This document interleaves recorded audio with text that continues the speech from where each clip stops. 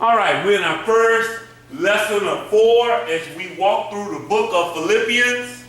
And today we're talking about recovery requires sacrifice.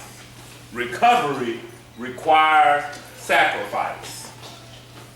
It says, sure sign of progress in our recovery is when we begin to care about those around us who are still in bondage to their addiction. Those of us who are suffer from the disease of addiction are selfish people. And when we start to become other focused, that's a sign of recovery and progress, because it's all about us. It's just me, me, me, and me. And even when we do something for somebody else, we have a motive. You know, we ain't just being kind for no reason at all. We have a motive. But once we start to progress in this thing, we really be going to see about you for you. We be caring about you for you. That's a sign of recovery. As Christ suffered and died so we may have life, we make it our goal to sacrifice for others as well. It takes maturity to lay aside our own recovery. Staying self-absorbed can set us up for pride and relapse. Carrying the message of recovery to others will always strengthen us. And that's what we got to do. We got to carry this thing. We got to carry the message. That's our duty.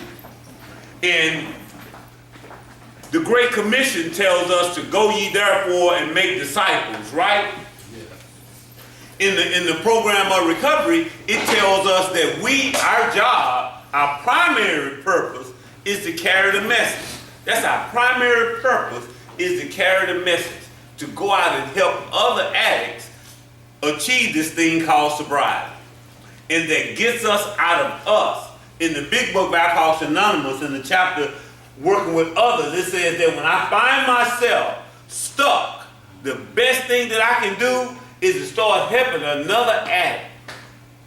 That gets me out of self, is to go and work with somebody else. Because then I find out that my situation ain't as critical as I thought it was. Because there's always somebody struggling more than me. That's why the alumni guys come down here all the time. Y'all think they're coming down here for you. No, they're coming down here to see you. See your situation so that it reminds them. And believe it or not, they're hoping I'm tripping that day. They do. So that they can get a real clear picture. They be like, oh my God. My situation ain't as bad. When Val and them come down here and they see Miss Jackson going off, and Mimi y'all crying, and Val be like, oh, Mimi, that's so. Then she get in her car, she said, oh Lord, thank you. That ain't intriguing. You know, right? It works too, don't it? Yes. Yeah, I mean, like, I'll help her. I'll listen to you. But really, it's about her. Helping you reminds her that, you know what, whatever I got going ain't really that big of a deal.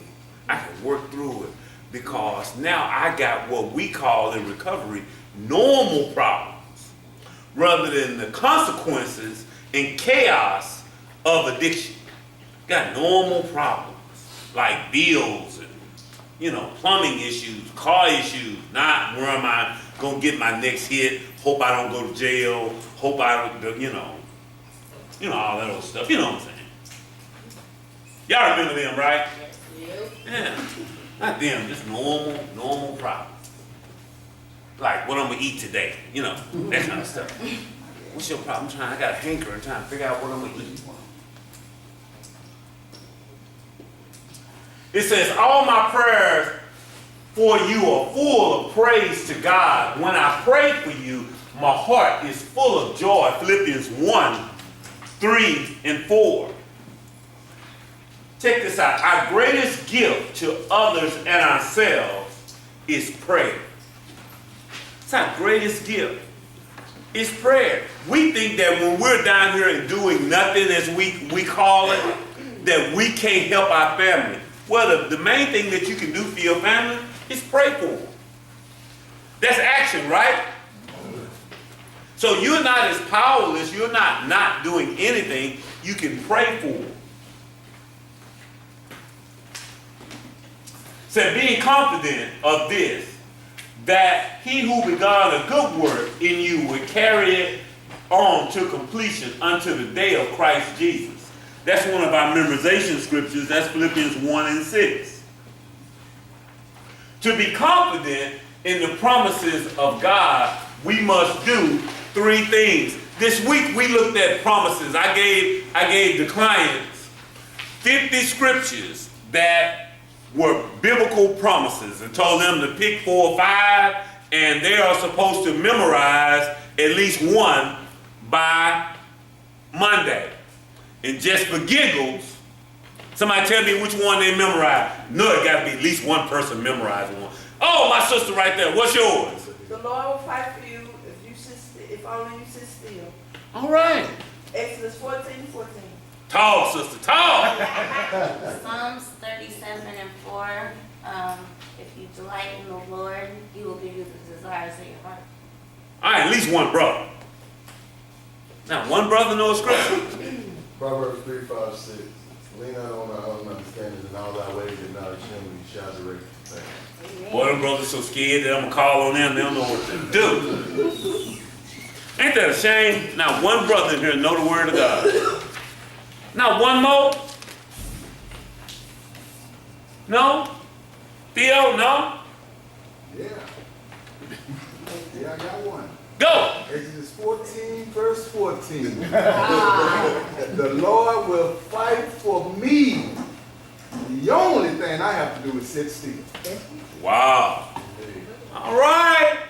And we talked about sitting still is a problem for us, ain't it? Yeah. Say that. We don't want to sit down somewhere. That's why the first one I said, our greatest strength is to pray.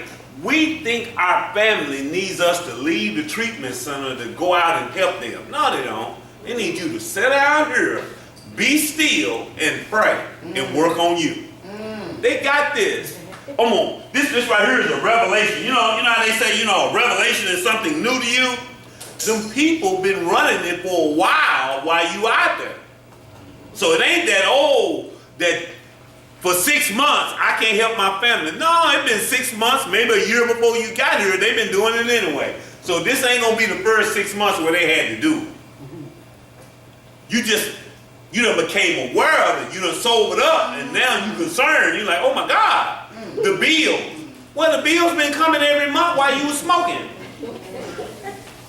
I didn't mean to say it like that, but you did. Yeah, say that. But they've been coming. We just get concerned now. We be like, oh my God, I need to help. No, you don't. You need to help them by getting yourself together and making this the last time that they have to do this. That's the help they need from you. They don't need you to leave the treatment center and be another dependent. That's what you will be. 3 things we have to do. We have to remember the promises of God. Remember. We have to remember, because Satan's job is he tries to kill, steal, and destroy. And one of the things he kills our mind where we don't remember who we are and what our promises are, what the promises God has for us. Because I started to think that I was nothing. All I am is a dope fiend. I forgot that I'm more than a conqueror in Christ Jesus. I forgot that I can do all things through Christ who strengthens me. I forgot all of those things. What I needed to do was to remember whose I was and whose I am. I used to tell my kids that every time when they would leave. I said, all right, remember who you are and remember whose you are. And act accordingly. Yeah. Yeah. Act like you belong to somebody. Remember who you are and whose you are. Yeah. You're a child of God. And you belong to this family. Act according. Yeah, remember that. Want them to remember, and what we need to do is remember. Because we done obviously forgot, right? Second thing we need to do is remind others of the promises of God. Remind others. We have to go and remind other people, hey, do you know who you are? That's what the alumni people do when they come down here. They come down here to remind y'all. And sometimes y'all reminding people takes no words. Sometimes y'all just seeing Val. Sometimes y'all just seeing him is a reminder that, wow, I can get clean. Val coming down here in a new Cadillac, all shining and all that stuff. She's a Cadillac bride. That's something else. That's a reminder that, you know what? I can get clean and I can drive a nice car. I can stay in my own place and I can operate in this world. Yeah. Because we forget that we can do that. And sometimes our presence reminds people. And then at the same time, the other side reminds us too, but that don't go with this. When we see them guys come back and ladies come back to intervention, that reminds us too. What happened? What you do? This happened to me last week and I don't know how to, remind me tomorrow may be the best. Right? Or if I'd lost the whole thing, we'd have all been in trouble. Remain standing on the promises of God. We have to remember, remind and remain. What do it mean? In those dark times when it seems like I can't make it, I have to remain standing. Because sometimes it looked like we were just talking about one of the sisters that seems to be going through some just normal life problems, and we have to remain standing. You know, because sometimes it looks like, you know, it ain't worth it. You ever feel like you wasn't going nowhere? It looked like what you was doing was working, and you're like, you know, I don't know if this is all going anywhere. In the big book, and not the big book, NA text says that this thing will become meaningless, monotonous, and boring. But then it says something in the next sentence. It says, at those times, we experience our greatest growth. But it seems like it's nothing that we're doing is working. You know, this is a long program. 6 months, it seems like that's a lifetime to the brothers and sisters. And somewhere around midways, you be like, you know what, I'm ready to go. And that's when we need to, this right here, remain standing. Because we are that chicken I talked about a few weeks ago. You just crispy golden brown on the outside, but you are bloody on the inside. And that's an ugly picture. All of us have had some chicken that were cooked too fast, right? You never will forget it. Then for a long time, you be cutting, breaking in the chicken cautiously. Because you don't want to bite that. That's who we are. We look good though. And we sound good because you done spent 3 months memorizing scriptures, eating 3 meals a day, sometimes 4, 5 if you can steal it. Right? Y'all know that's how it go.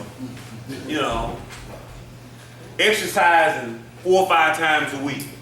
And so you look good, but ain't nothing to change on the inside.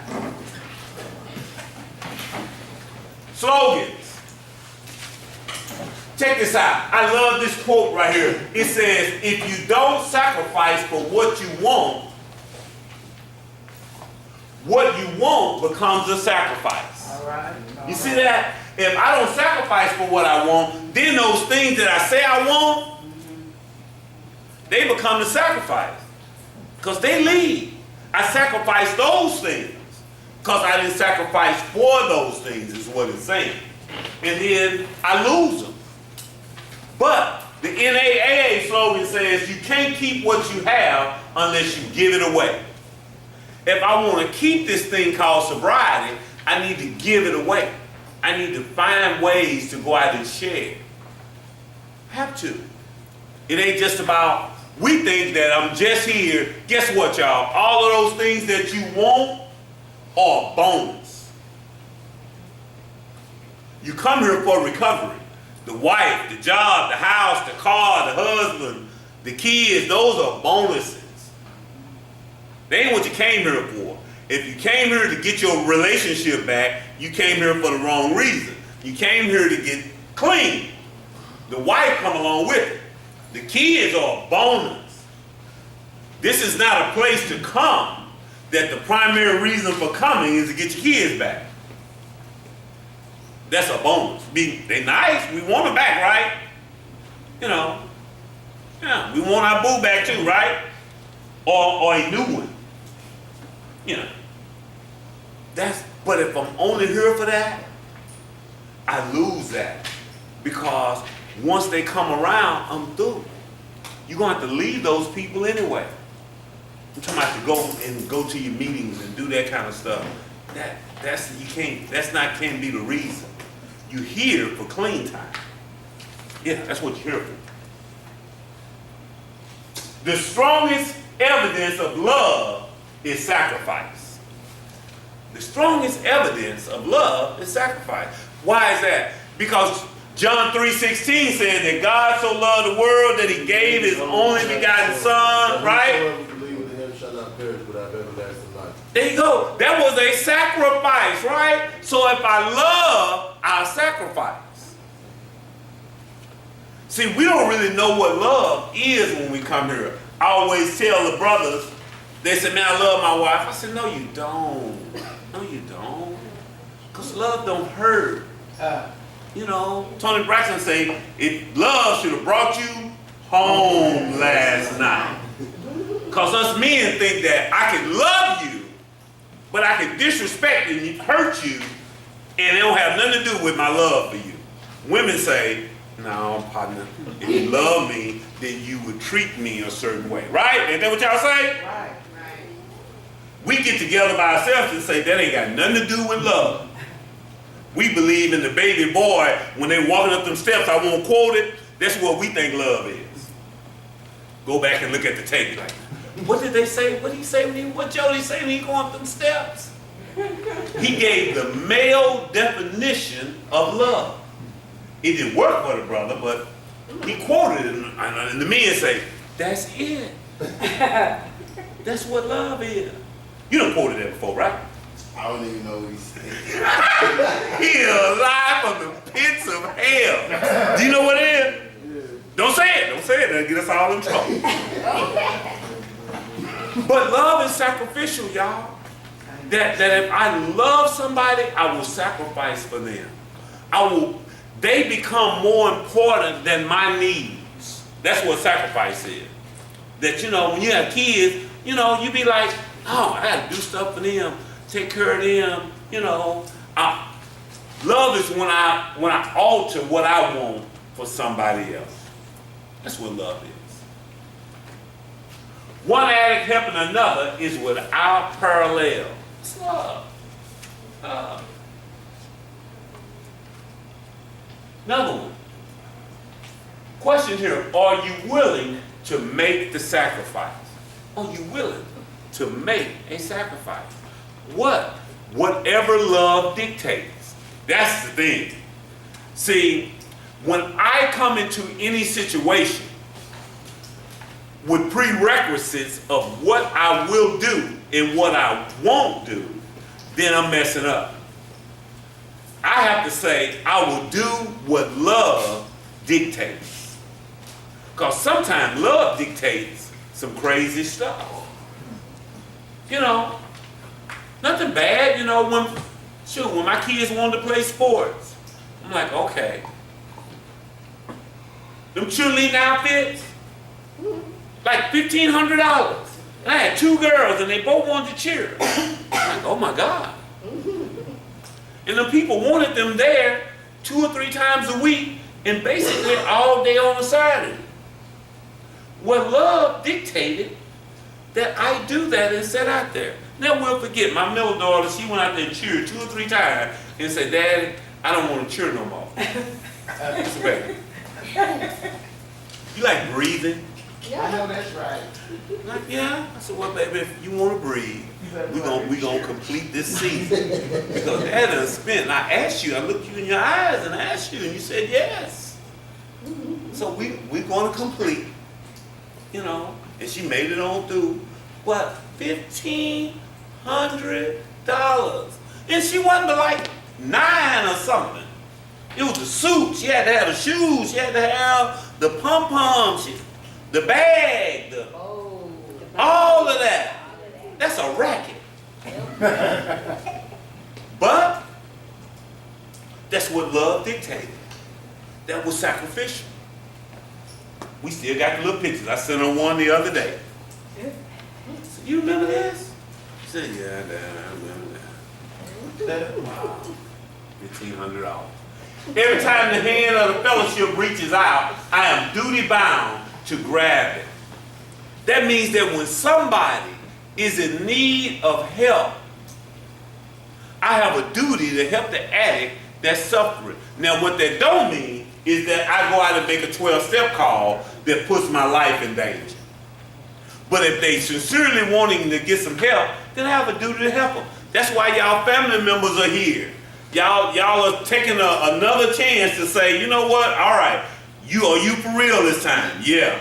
All right, I will support you through this one more time or whatever.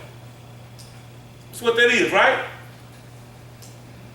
And I tell the clients who's telling me all the time, I say, you need to be nice. Do you know that to come down here and hear me and to sit down and spend 2 or 3 hours with you in the middle of a Saturday is not how them people want to spend their time. That's a sacrifice. Say every Saturday. Every Saturday. Like, I got some other stuff to do. Brother, you need to stay clean this side, because I ain't finna spend my Saturday down there at that facility, right? Yeah, get it together. Get it together. But for you, I will do it. Now, guess what, y'all? It needs to be reciprocal. What that mean? That means that when you get out, then you got to be willing to make some sacrifices too. That, all right, now it's my time. You know them things that your mom be asking you that you don't really want to do, whatever that is. When you get out, you got to do it with a smile. You know those things that she be wanting you to do, and you be like, I don't really want to participate. I don't know what it is, but whatever it is. When you get home, you got to do it hilariously. Yeah, you know that stuff? Do it with a smile. Just lean into it. Be like, yes, I want to go. Yes, I want to do this. What is it for you, man, that you count on, she be wanting you to do, you kind of want to do it? I know, but I be doing to keep up. See, I want me to mop up floor and have it looking immaculate. So now I'm going to do it before she mad. Talk, brother. What is it for you? Grocery shop. Boy, if I see you in the store, man. What is it for you, man? Going out to eat with her. Going out to eat with her. Damn, I don't mind me going to a restaurant. You can just go get it and bring your mind back. I want to play PlayStation or something. What do you want to do instead of going out to dinner? Well, she always sending stuff back, like this steak ain't cooked right and everything. It's kind of embarrassing, It's a little embarrassing. I understand. But now you're just going to go and sit through it and say, you know what? Baby, if they don't get that food right, you send that back, but I don't want you to have to eat anything that ain't to your taste.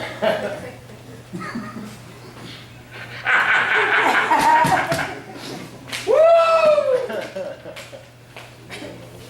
Sacrifice, an act of giving up something valued for the sake of something else regarding more important or worthy. When I start to give up something that I think is important to get something else that's more important. See, we have to give up some things that we want to do for those things. Everything that y'all name, that those 3 brothers name, is things that we ought to want to do. I don't like it either, man. The grocery thing, I don't like it. I went yesterday. Like, just give me the list, because I can go in there and get the stuff and come out. I know what I want. I ain't gonna look at nothing else. I ain't gonna do nothing else. I ain't gonna walk up and down aisles. I ain't looking at stuff. I ain't thinking about nothing. I already know. I'm in and out. But the sacrifice is us spending the time and enjoying it and being involved in it. Like, oh, what do you think?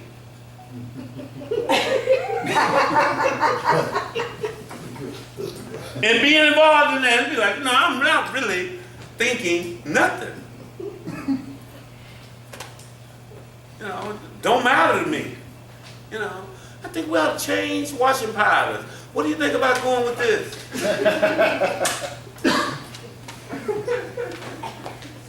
Okay. I really don't want to have a conversation about tithe and balance, you know, it don't really matter. But sacrificing love is having that conversation.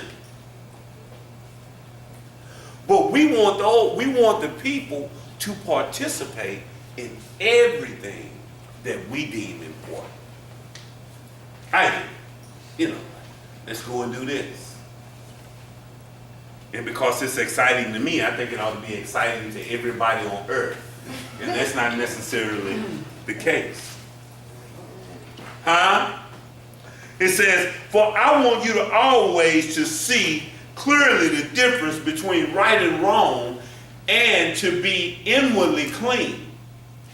No one being able to criticize you for now until the Lord returns. That Paul was just saying, you know, he wants you to know the difference between right and wrong. When we be out there in the world, we start to call things that we know is wrong, right. And we got to get to where we be saying, down there in TDC, we be saying, bless me. That means give me a cigarette, give me a soup, or give me some coffee. Bless me. You know, if you drop your purse or you leave your purse open like that, and I get you, that was a blessing. I was blessed by the Lord because I caught you slipping.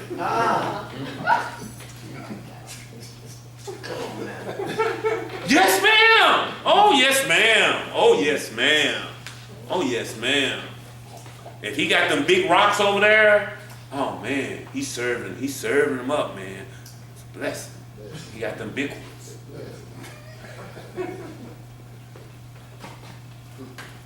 Right? He looking like, for real, man, don't be telling people that. So me knowing the difference between right and wrong is, it ain't no blessing that you have your purse open and I can steal it. That's not a blessing, right? No. Because he got big rocks, that's not a blessing either. That's a nightmare. So, me knowing the difference between right and wrong is I got to start calling those things that are wrong, wrong. And the things that are right, right. And I got to know the difference. Now, if you drop your money and I see it, that a blessing?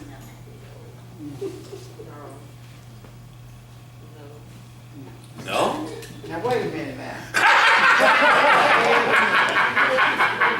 Did I see who dropped it, or was the money just laying? You seen Oh, it. now if I saw it, I gotta give it back to you. All right. Now, if I saw you dropped it, I gotta say, yo. But if you just walk up to $100 bill, ain't nobody around, then you've been blessed. I heard you. Yeah. It fell from the sky. Thank you, Lord. And so, that's what, just inwardly. That's those thoughts. We need to be inwardly clean. See, we say you are what you eat, right? And so, I was telling the clients this week, the reason we tell them, no TV during the week. Change the music they listen to. Because we want them to be inwardly clean. We want them to take a break from as much of that stuff as they possibly can and to put the Word of God and the literature in them so that they will be inwardly clean. So that they will be prepared to go out into this world where they, it is tough out there.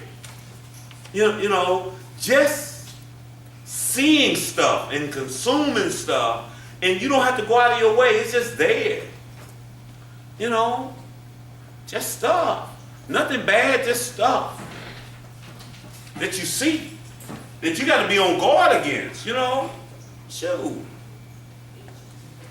You ain't careful, you get caught up.